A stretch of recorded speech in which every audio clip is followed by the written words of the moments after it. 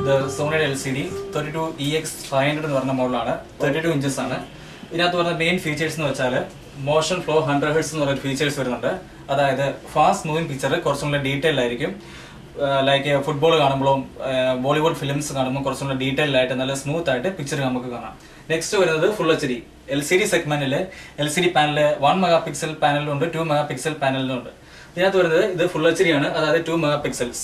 HD ready എന്ന് ഉദ്ദേശിക്കുന്നത് 1 മെഗാപിക്സൽസ് ആയിരിക്കും. പിന്നെ വരുന്നത് സോണിയുടെ മെയിൻ പ്രോസസ്സർ ഉദ്ദേശിക്കുന്നത് Bravia Engine 3 colour പ്രോസസ്സറാണ്.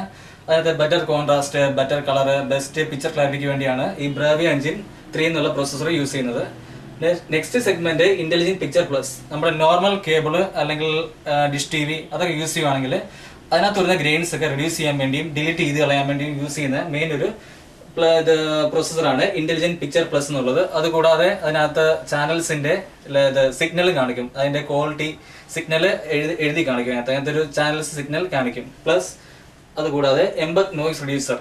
Dish TV അല്ലെങ്കിൽ ടാറ്റ സ്കൈ അല്ലെങ്കിൽ HDR ബ്രോഡ്കാസ്റ്റിംഗ് ആണ് കാണുമ്പോൾ വരുന്ന സബ് ടൈറ്റിൽ അല്ലെങ്കിൽ അതിനകത്ത് വരുന്ന അറൌണ്ട് വരുന്ന പിക്സൽസ് പ്രോബ്ലംസ് അതൊക്കെ റെഡ്യൂസ് ചെയ്യാൻ വേണ്ടി ഉപയോഗിക്കുന്നതാണ് എംബഡ് നോയ്സ് റിഡ്യൂസർ.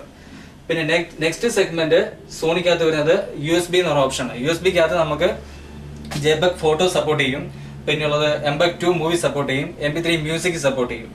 പിന്നെയുള്ളത് Bravia Sync, സോണിയുടെ പ്രോഡക്റ്റ് ആയ Handycam, വയോ, blue ray player, home theatre അതൊക്കെ സോണിയുടെ ബ്രാവിയയുടെ റിമോട്ടിൽ തന്നെ, സിംഗിൾ റിമോട്ടിൽ തന്നെ നമുക്ക് കൺട്രോൾ ചെയ്യാൻ പറ്റും. പിന്നെയുള്ളത് HDMI കണക്ഷൻസ്. അതിനകത്ത് നമുക്ക് 4 ഇൻപുട്സ് വരുന്നുണ്ട്. അറ്റ് എ ടൈമിൽ നമുക്ക് വയോ കണക്ട് ചെയ്യാം, ബ്ലൂറേ കണക്ട് ചെയ്യാം, ഹോം തിയേറ്റർ കണക്ട് ചെയ്യാം. എല്ലാ സോണിയുടെ വരുന്ന HDMI ഔട്ടുള്ള ഏത് പ്രൊഡക്റ്റ് ആണോ അത് ആ പ്രൊഡക്റ്റ് എല്ലാം നമുക്ക് ഇതിൽ കണക്ട് ചെയ്യാം. പിന്നെയുള്ള ആംബിയൻറ്റ് സെൻസർ.